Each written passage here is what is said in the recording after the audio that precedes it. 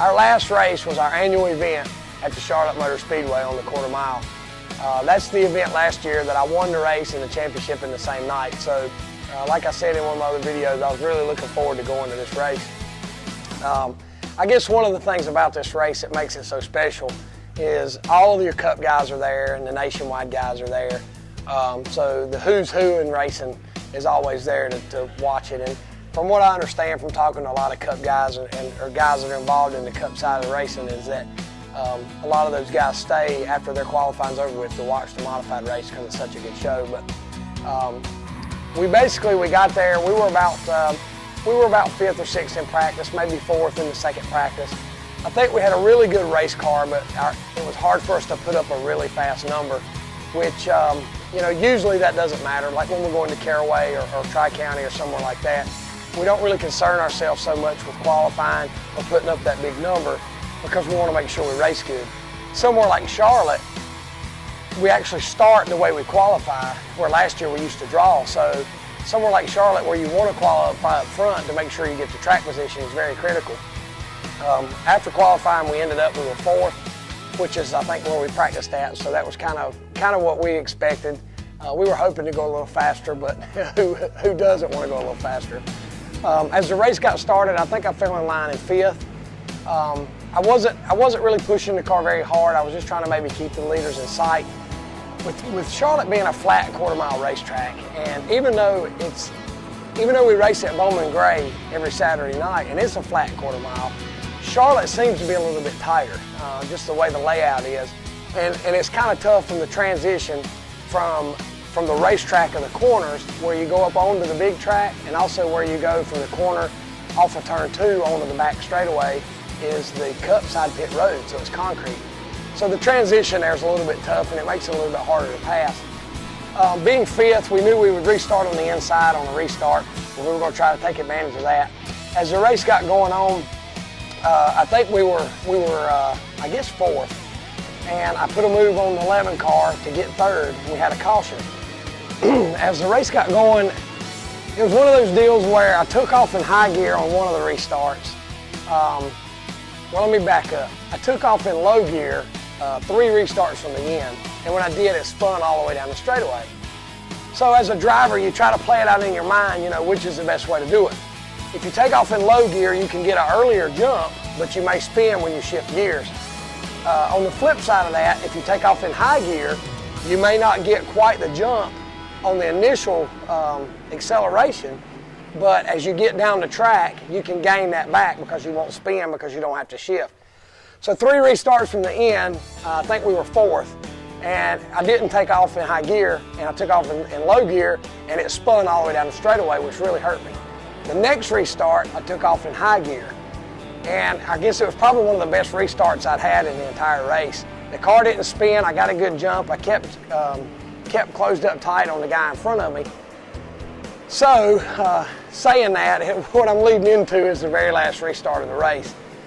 Being 3rd, in my mind, if I could stay close to Tim Brown, who was leading, the 09 was in 2nd, and the 11 was in 4th. So in my mind, if I could keep close on Tim Brown, as we got down into the corner, we could hold the 09 out, and then that would give me a shot at Tim Brown to try to win the race. So like I said, I thought in my mind, when I took off in high gear, that was going to be the way to go. And right when we got ready to take off, I almost shifted back to low gear because Tim had slowed the pace down. And as he took off, I had it in high gear, and the car actually bogged down, and it left a big enough gap that the 09 got in line in 3rd, into 2nd. I felt like I kind of maybe gave the race away. I know that's easy to say when you don't win the race, but I felt like we had a car capable of winning. I felt like that we probably had one of the best cars, if not the best car at the end of the race. But I didn't put myself in the position to try to take advantage of it. But I mean, it's danged if you do, danged if you don't. Like I said, one restart was perfect in high gear, and then the next one wasn't. So bottom line, we finished 3rd. It was a really good night for us as far as the points were concerned. Even though we're out of the driver points, I'm still 3rd in owner points. Just to kind of clear it up, they have the owner points and driver points are separate. And that is because if an owner were to change drivers midstream in the season, the owner still gets to keep his points position. One of the reasons that is important is on our NASCAR Southern Modified Tour, if you're in the top 5 in the owner standings, you get 2 free tires a week. So that's very important to us to try to stay in the top 5 to try to get those 2 free tires.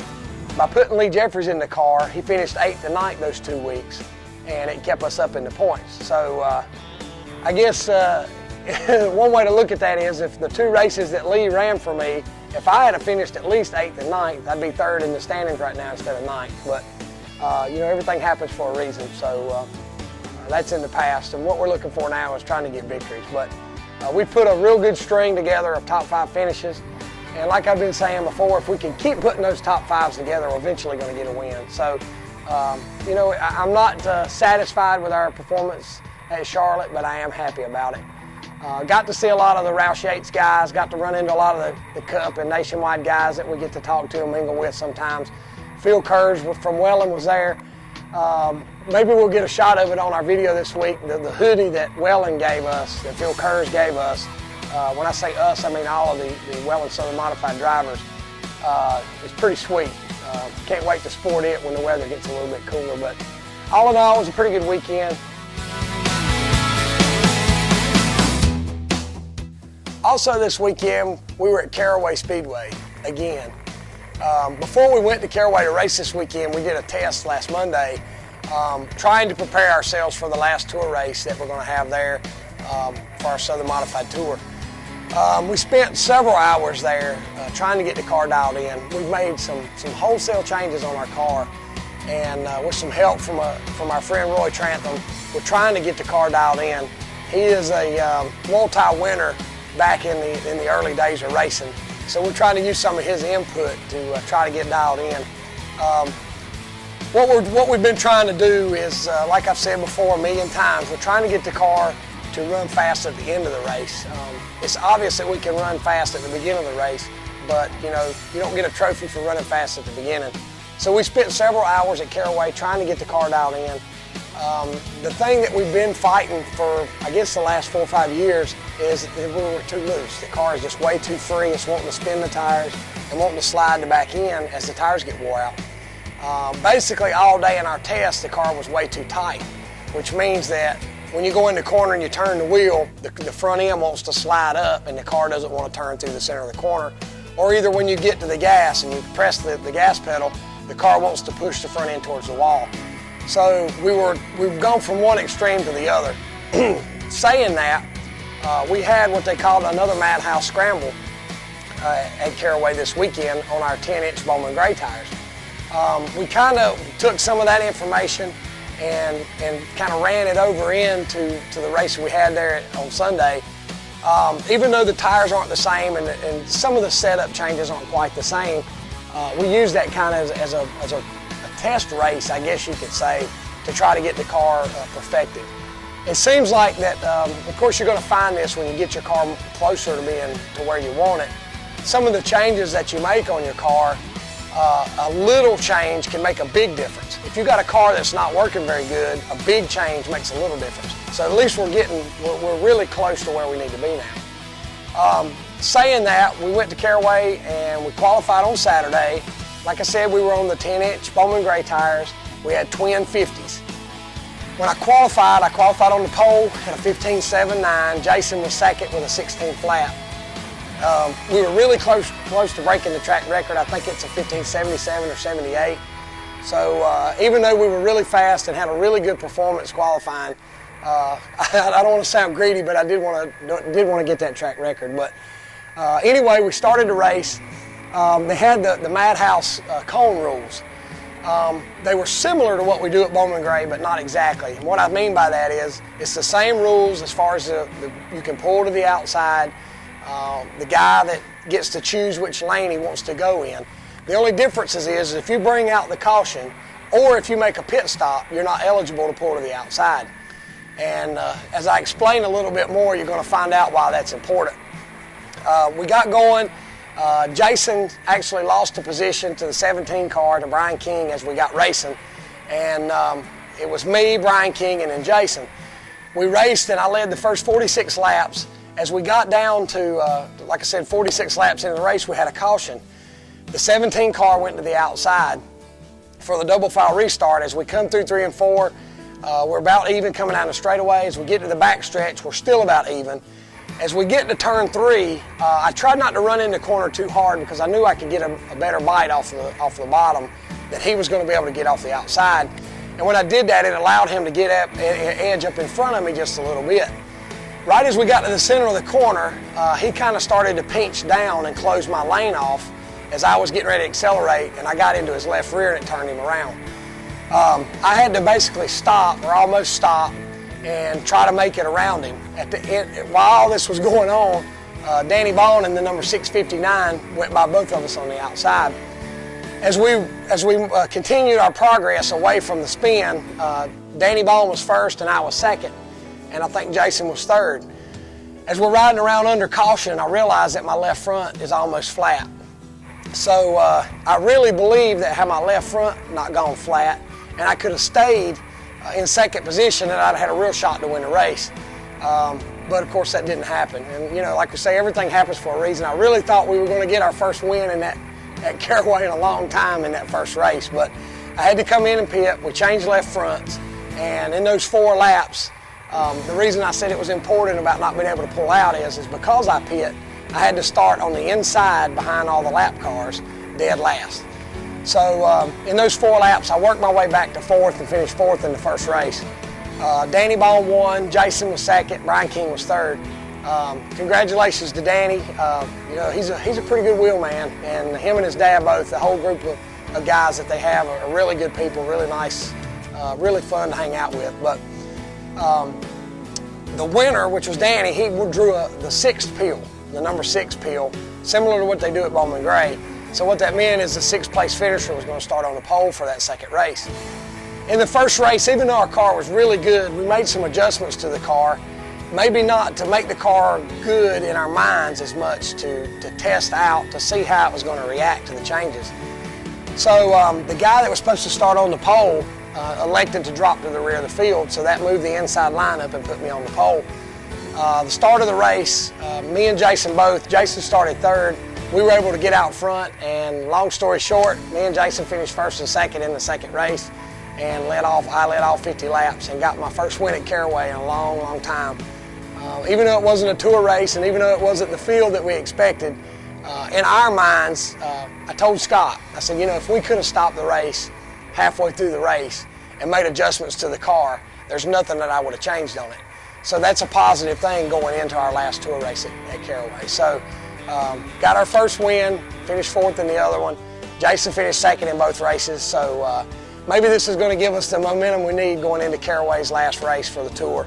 So it is our last race. The 09 car has a pretty healthy lead, so the championship standings, you know, may not be that drama of who's going to win the championship, but I think from 2nd through 5th is relatively close.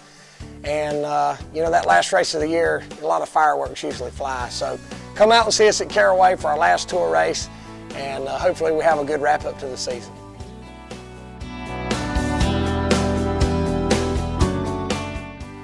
Even though we were racing this past Sunday at Caraway and didn't get to watch the NFL football games, I got a special message for Junior Stewart, my crew chief Scott, and my cousin Austin. Go Cowboys!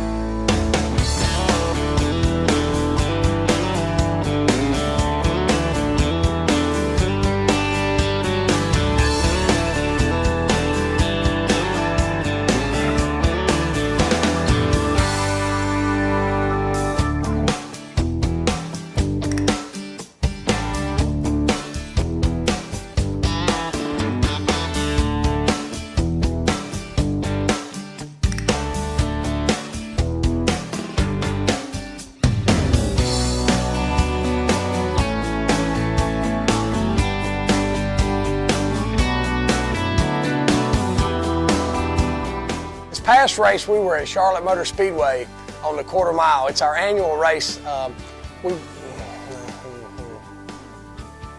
good. Hey, buddy. Hey, buddy. Also this weekend, we were at the famed quarter mile, not quarter mile, it's not a quarter mile, it's a half mile. I was trying to make a little joke about Caraway and it just didn't work out. This year what we thought we would do is have these special limited edition stink bugs fly up on my shirt while I'm doing my video. Ready?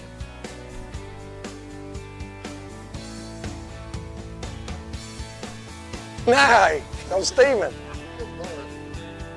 They're everywhere this year. Okay. We've had so good. Darn, that was gonna be good, man. I screwed up. Dang it. Sorry, Steven. I had it. I was on tap too. All right.